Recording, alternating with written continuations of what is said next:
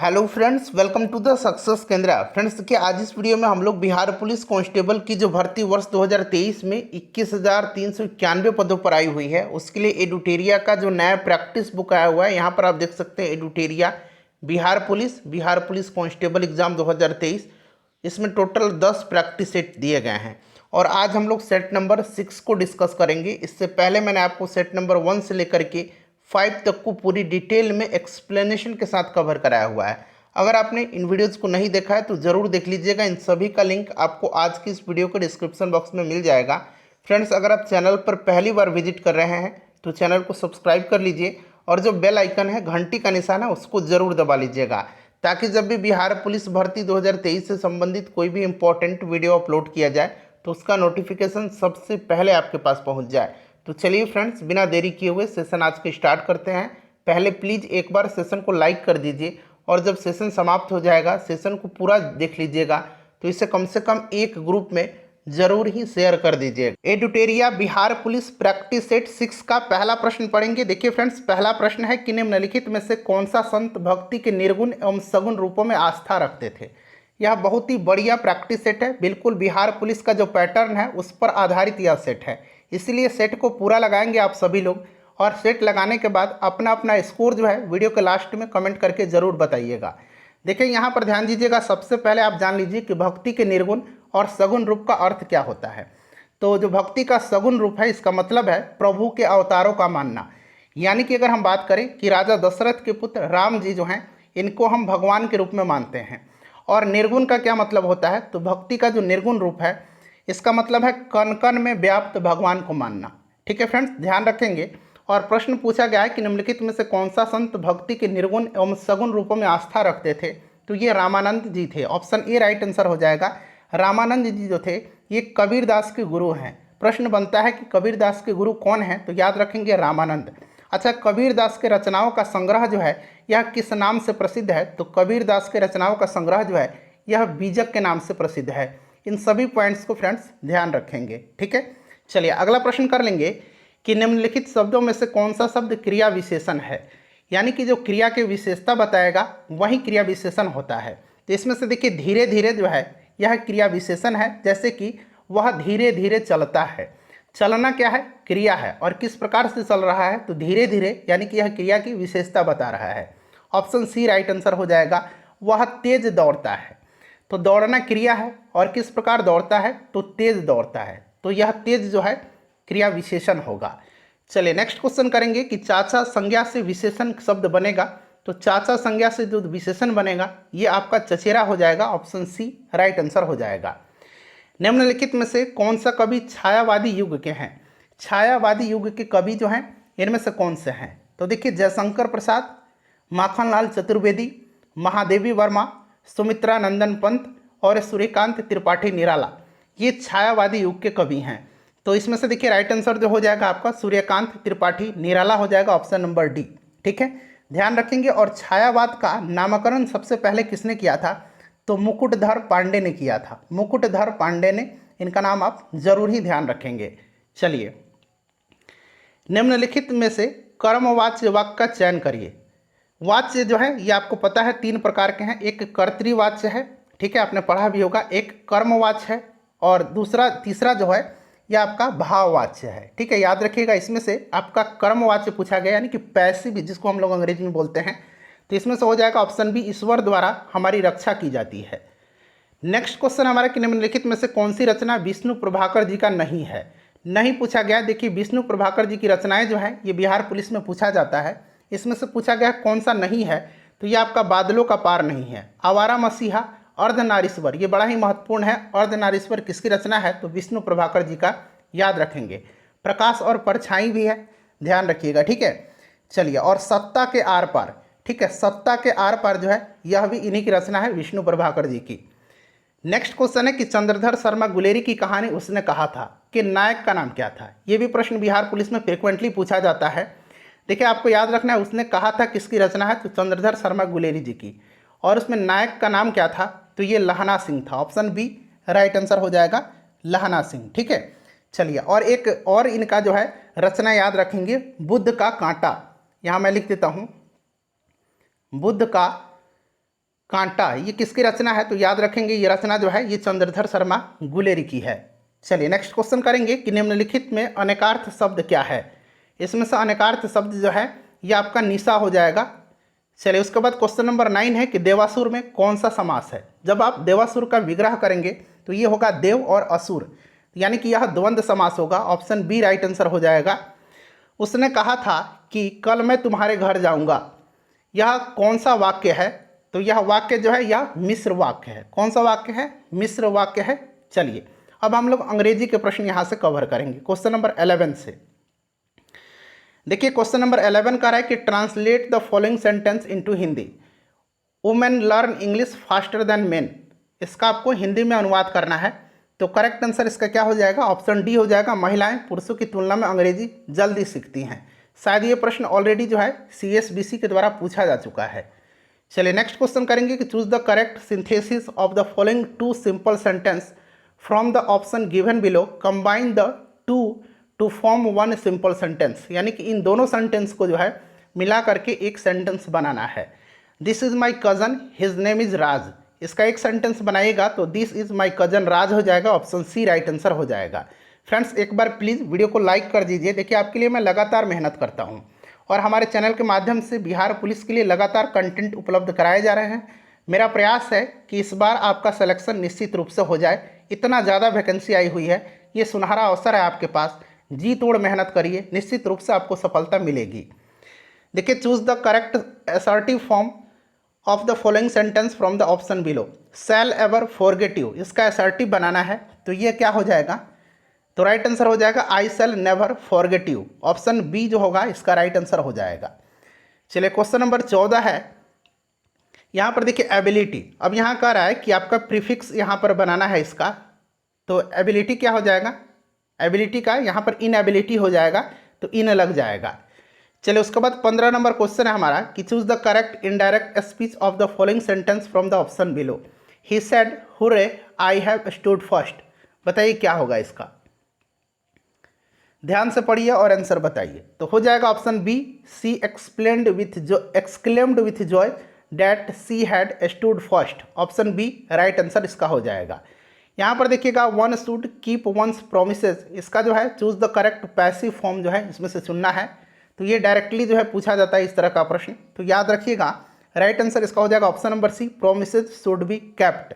ठीक है फ्रेंड्स, चलिए नेक्स्ट क्वेश्चन कर लेंगे। अगला प्रश्न है हमारा क्वेश्चन नंबर 17। क्वेश्चन नंबर 17 है कि since the keys are with my mother I, खाली स्थान दिया गया है, यू मनी। तो since the keys are with my mother I क्या यहाँ पर फिल होगा? तो यहाँ पर जो फिल होगा I can not lend you money. ठीक है, ऑप्शन ए राइट आंसर हो जाएगा। उसके बाद देखिए choose the correct option. Formal registers are often used to create a tone of objective. यहाँ पर क्या होगा खाली स्थान में? तो ये हो जाएगा आपका characters. Option number b right answer हो जाएगा। नेक्स्ट क्वेश्चन है हमारा कि यहाँ पर देखिएगा ये जो अंडरलाइन किया गया है, यहाँ पर देखिए ये क्या है? Underline phrase from the word given below. It was discovered that young man was over head and cars in love with her. तो हेड एंड कार्स का क्या हो गया यहाँ पर? तो ये आपका हो जाएगा ऑप्शन ए कम्प्लीटली। ठीक है, चलिए नेक्स्ट क्वेश्चन है क्वेश्चन नंबर 20 है कि फिल इन द ब्लैंक्स है। Sohan says that she is better to, खाली स्थान दिया गया इन द प्रेजेंट। तो Sohan says that it is better to live in the present हो जाएगा। यहाँ पर लिव ऑप्शन डी हो जाएगा। चलिए यहाँ से देखेंगे क्वेश्चन नंबर 21 से कि लघु पथन यानी कि शॉर्ट सर्किट के समय परिपथ में धारा का मान क्या होता है? तो आपको पता है फ्रेंड्स कि जो शॉर्ट सर्किट होता है उस समय परिपथ में यानी कि सर्किट में विद्युत धारा का मान जो है बहुत ज़्यादा बढ़ जाता है और प्रतिरोध जो है ये शून्य हो जाता है, ध्यान रखिएगा।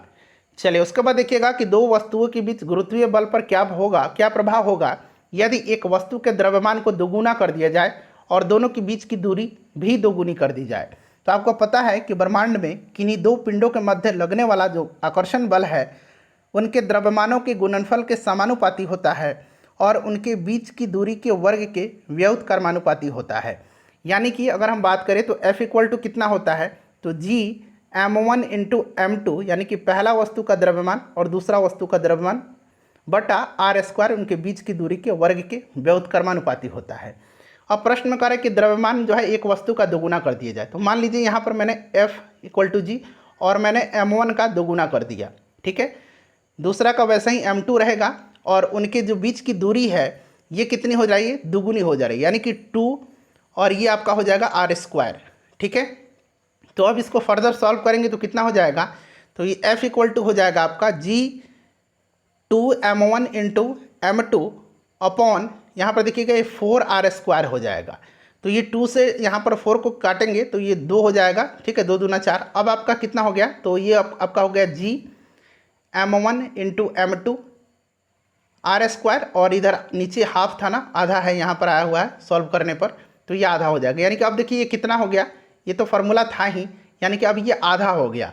तो राइट आंसर इसका क्या हो जाएगा, बल आधा हो जाएगा, फोर्स क्या होगा, आधा हो जाएगा।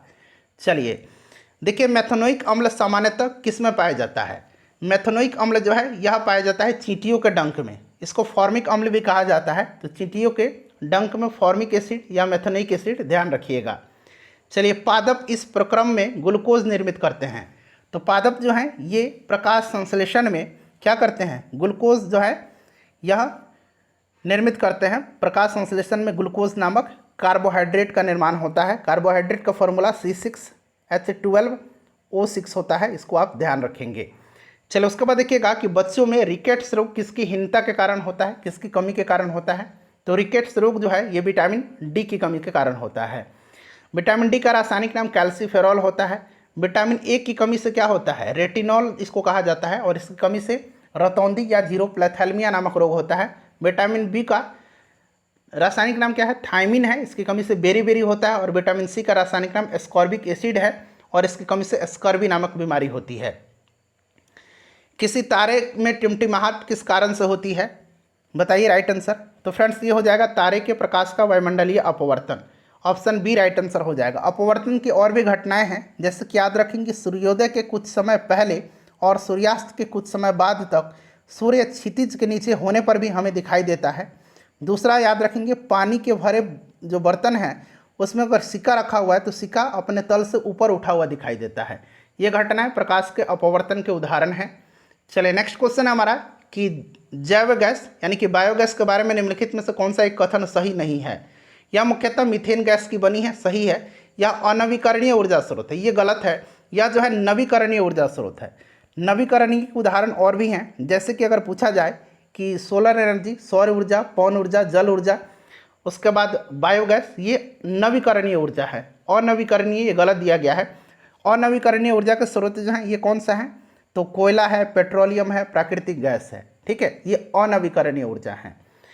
यह ऑक्सीजन की अनुपस्थिति में गोबर का अपघटन द्वारा बनती है, सही है। यह बिना धुएं से जलती है और कोई भी अपशिष्ट नहीं छोड़ती है, ये भी सही है। तो कौन सा कथन सही नहीं है, तो ऑप्शन बी होगा राइट आंसर इसका। चलिए क्वेश्चन नंबर 28 कर लेंगे अब हम लोग। यहाँ से देखिए क्वेश्चन नंबर 28 है। देखिए क्वेश्चन नंबर 28 है हमारा कि मनुष्य के आमाशय में निम्नलिखित में से कौन सा खनिज अम्ल पाया जाता है। कौन सा अम्ल पाया जाता है, तो यह आमाशय में HCl हाइड्रोक्लोरिक अम्ल होता है। यह भोजन के पाचन में सहायक होता है। निम्नलिखित में से कौन सा जीवित जीव लेटमस देता है, तो लेटमस देता है इसमें से लाइकेन। तो ऑप्शन सी राइट आंसर हो जाएगा यहाँ पर, लाइकेन। चलिए उसके बाद देखिए निम्नलिखित में से कौन सा एक अम्लीय वर्षा का प्रमुख कारण है।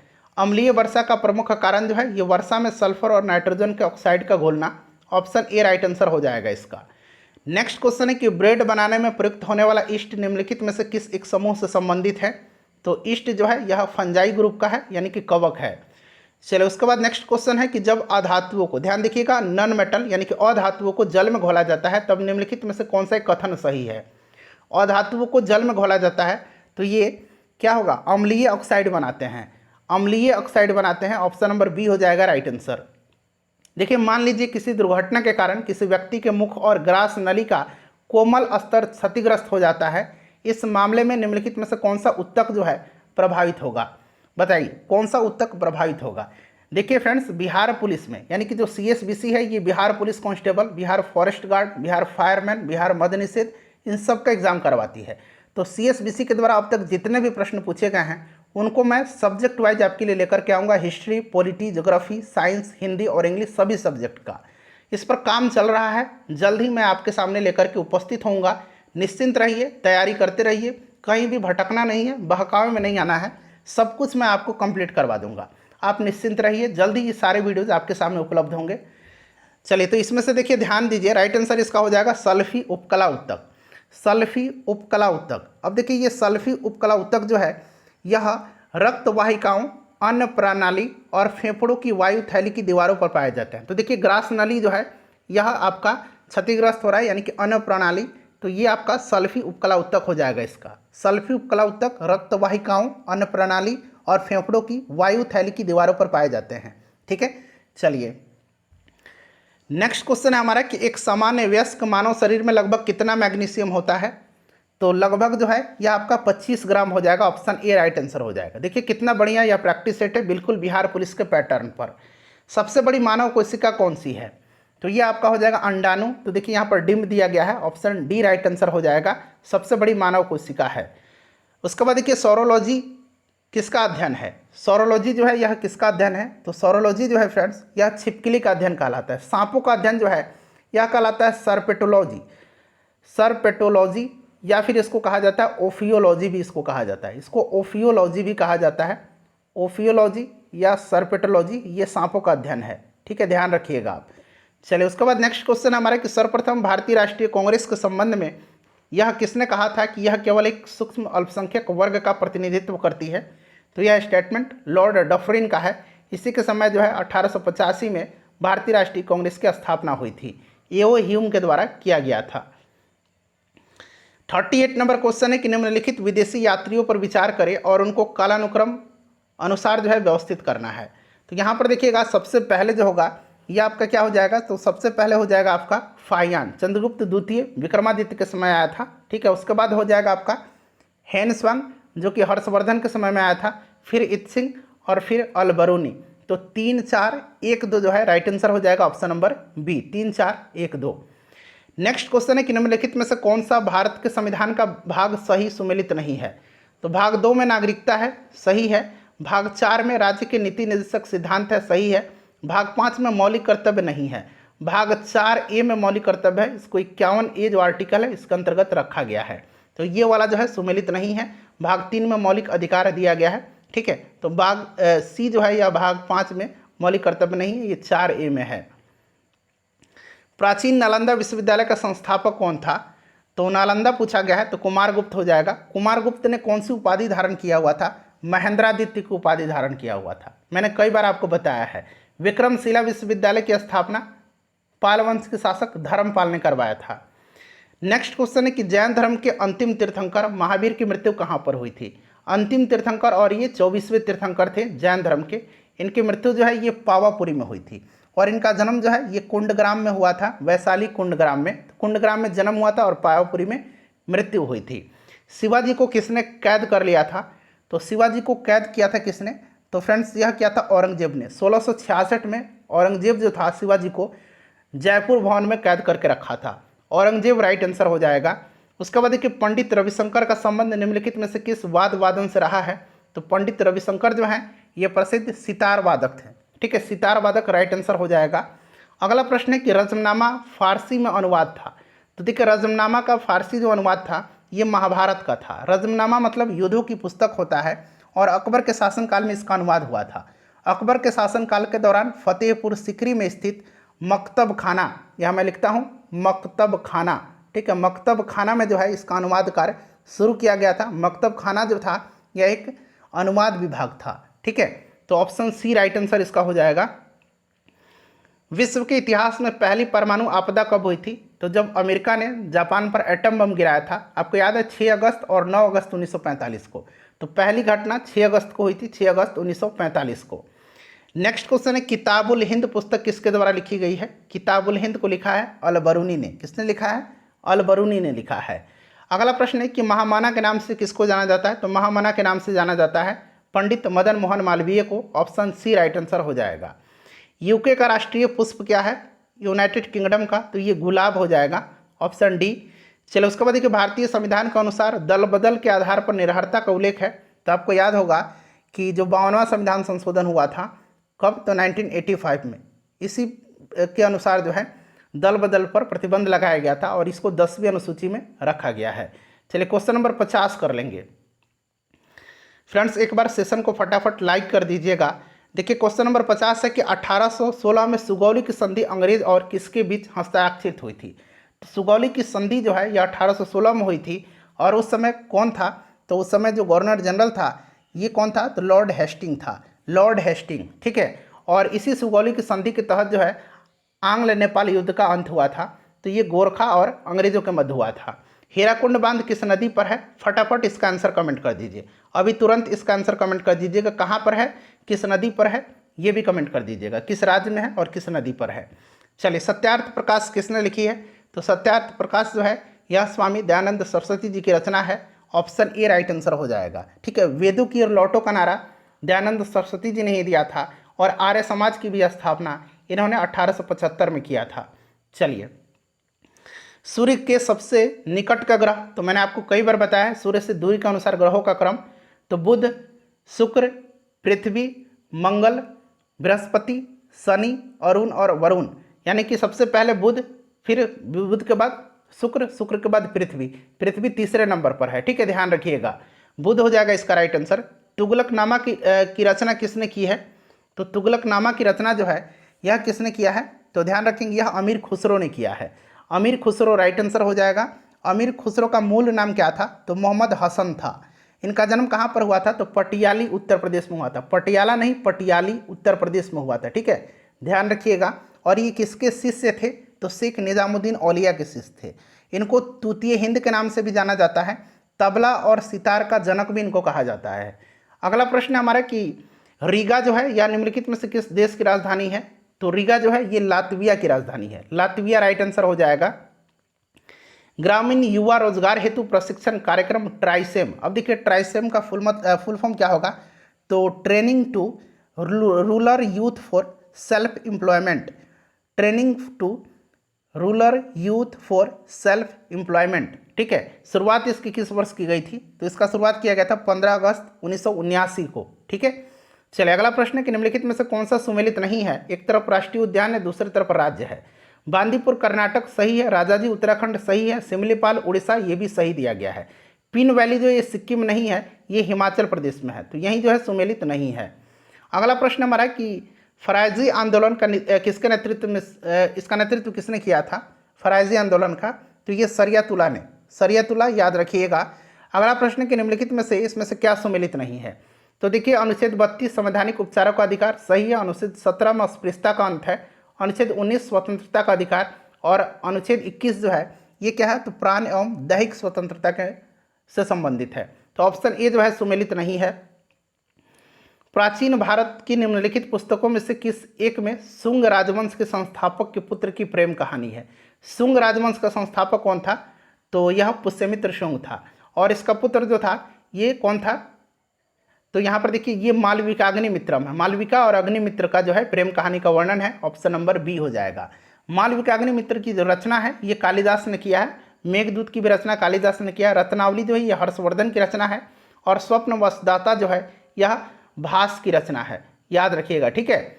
चलिए अगला प्रश्न है कि अरबों ने भारत पर पहला सफल आक्रमण कब किया था, तो ये किसके नेतृत्व में किया था, बताइए, राइट आंसर इसका क्या हो जाएगा, तो फ्रेंड्स यह क्या था, मोहम्मद बिन कासिम के नेतृत्व में सिंध पर 712 ईस्वी में। चलिए उसके बाद क्वेश्चन नंबर 62 कर लेंगे। देखिए 62 नंबर क्वेश्चन यहाँ से है कि राष्ट्रीय उपभोक्ता दिवस कब मनाया जाता है। राष्ट्रीय उपभोक्ता दिवस जो है यह प्रत्येक वर्ष 24 दिसंबर के दिन मनाया जाता है। ब्रिटिश सरकार किस अधिनियम के द्वारा भारत का शासन अपने हाथों में ले लिया, तो ये ब्रिटिश क्राउन के अंतर्गत चला गया था 1857 की क्रांति के बाद, भारतीय शासन अधिनियम 1858 के तहत।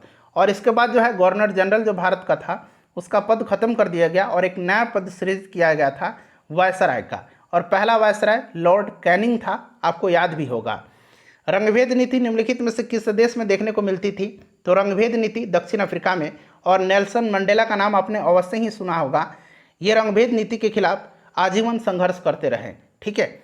चलिए उसके बाद देखिएगा कि समुद्र तल पर सामान्य वायुमंडलीय दाब कितना होता है, तो ये कितना होता है, तो 1013.25 मिलीबार, कहीं कहीं आपको 1013.2 मिलीबार मिलेगा, ठीक है। तो ऑप्शन बी राइट आंसर हो जाएगा, 25 मिलीबार, याद रखिएगा। कैस्पियन सागर का झील अवस्थित कहाँ पर है, तो कैस्पियन सागर जो है या यूरोप और एशिया के जंक्शन पर है। तो यहाँ देखिए कुछ इसका पार्ट यूरोप में भी है और कुछ एशिया में भी है। कैस्पियन सागर से जो देश घिरे हुए हैं ये रूस है, अजरबैजान है, ईरान है, तुर्कमेनिस्तान है और कजाकिस्तान है। ठीक है, ध्यान रखिएगा, ऑप्शन डी राइट आंसर हो जाएगा। नियाग्रा जलप्रपात किस देश में है? मैंने प्रीवियस वीडियो में ही आपको बताया था कि यह अमेरिका और कनाडा की सीमा पर है। तो ऑप्शन में देखिए ना ही अमेरिका है ना ही कनाडा दिया गया है, तो इनमें से कोई नहीं हो जाएगा। उसके बाद देखिएगा कि किस स्थिति में मुद्रा के मूल्य में वृद्धि होती है तथा वस्तुओं एवं सेवाओं की कीमतों में गिरावट होती है। तो यह जो स्थिति है यह मुद्रास्फीति कहलाता है। ठीक है, ऑप्शन सी राइट आंसर हो जाएगा। देखिए भारत की जनगणना 2011 के अनुसार बिहार में महिला साक्षरता दर कितना है? बिहार में जो है महिला साक्षरता दर ये पूछा गया है, तो राइट आंसर इसका हो जाएगा 51.50%। ठीक है, सबसे ज़्यादा साक्षरता दर कहाँ का है? तो रोहतास का।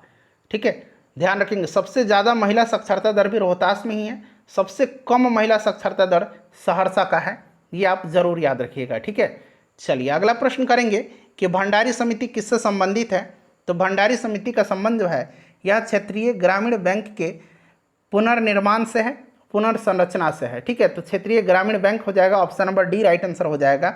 और इस समिति का गठन 1994-95 में किया गया था।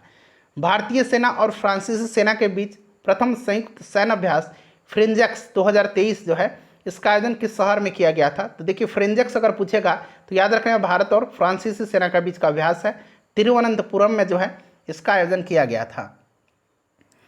नेक्स्ट क्वेश्चन है कि हाल ही में किस राज्य सरकार ने मुख्यमंत्री लाडली बहना योजना शुरू किया है? तो यह क्या है? मध्य प्रदेश की सरकार ने। क्वेश्चन नंबर 73 कर लेंगे। अपना अपना स्कोर आप लोग जरूर कमेंट करके बताइएगा। देखिए 2030 तक 30% अंतर्राष्ट्रीय जल की रक्षा करने के उद्देश्य से मार्च 2023 में किस शहर में संयुक्त राष्ट्र उच्च समुद्र संधि हुई थी? तो ये जो संयुक्त राष्ट्र उच्च समुद्र संधि हुई थी ये कहाँ पर हुई थी? तो यहाँ न्यूयॉर्क में हुई थी। देखिए मार्च 2023 में पारंपरिक चिकित्सा पर पहला एससीओ B2B सम्मेलन और एक्सपो कहाँ आयोजित किया गया था? तो फ्रेंड्स ये गुवाहाटी में किया गया था। उसके बाद देखिएगा कि हाल ही में किस देश की अदालत ने नोबेल शांति पुरस्कार विजेता और मानवाधिकार कार्यकर्ता एलेक्स बलियात्स्की को 10 साल की कैद की सजा सुनाई है? तो देखिए एलेक्स बलियात्स्की थे, ये कहाँ के हैं? तो बेलारूस के हैं। याद रखिएगा इनको नोबेल पुरस्कार भी दिया गया था पिछले साल शांति के क्षेत्र में। देखिए हेकानी जाखलू जो है निम्नलिखित में से किस राज्य में विधानसभा चुनाव जीतने वाली पहली महिला उम्मीदवार बनी है? हेकानी जाखलू ये बनी है नागालैंड की, नागालैंड हो जाएगा।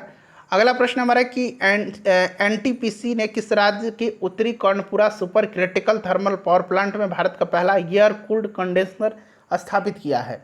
तो यह स्थापित कहाँ पर किया है? तो फ्रेंड्स ध्यान रखिएगा झारखंड में। कहाँ पर? झारखंड में। अगला प्रश्न कि एशिया के सबसे लंबी साइकिल रेस को कहाँ से कन्याकुमारी तक हरी झंडी दिखा करके रवाना किया गया था? तो इसको जो है श्रीनगर से कन्याकुमारी तक। बड़ा ही इंपॉर्टेंट प्रश्न है, याद रखेंगे आप। ठीक है, तो राइट आंसर इसका श्रीनगर हो जाएगा, ऑप्शन नंबर डी। देखिए भारत ने फरवरी 2023 को खाली स्थान दिया गया में बिमस्टेक ऊर्जा केंद्र की गवर्निंग बोर्ड की पहली बैठक की मेजबानी किया है। तो ये कहाँ पर किया है? तो बेंगलुरु में।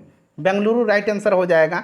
भारत के राष्ट्रपति श्रीमती द्रौपदी मुर्मू जी ने 7वें अंतर्राष्ट्रीय धम्म सम्मेलन का उद्घाटन कहाँ पर किया? तो इसका आयोजन किया गया था मध्य प्रदेश में, मध्य प्रदेश के भोपाल में। ठीक है, 7वां अंतर्राष्ट्रीय धम्म सम्मेलन का। देखिए हाल ही में 23वें राष्ट्रमंडल विधि सम्मेलन का आयोजन किस राज्य में किया गया? तो ये किया गया है गोवा में। कहाँ पर? गोवा में।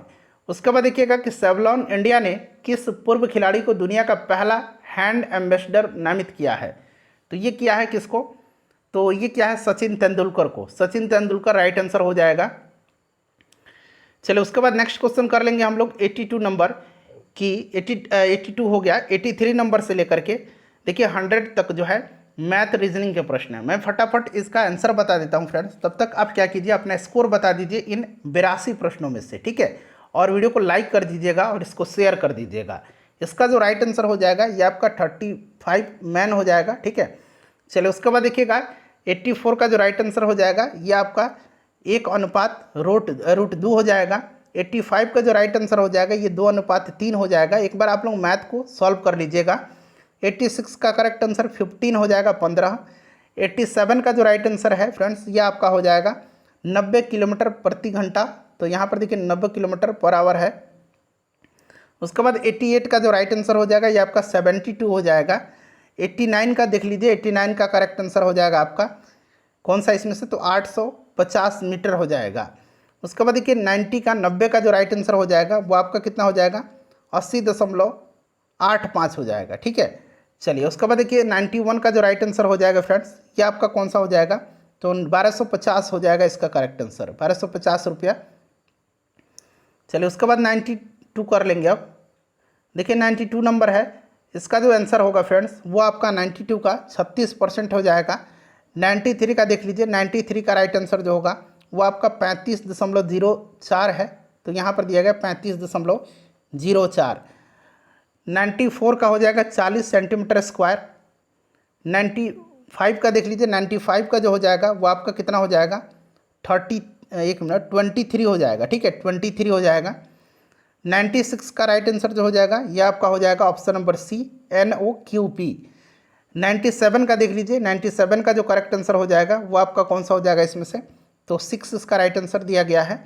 98 का जो करेक्ट आंसर हो जाएगा वो आपका हो जाएगा 98 का ऑप्शन नंबर डी। 99 का देखिए, 99 का करेक्ट आंसर हो जाएगा आपका ऑप्शन नंबर सी, 845। ठीक है, और 100 का जो राइट आंसर हो जाएगा फ्रेंड्स, वीडियो को लाइक कर दीजिए और इसको शेयर कर दीजिएगा, ऑप्शन डी इसका करेक्ट आंसर हो जाएगा।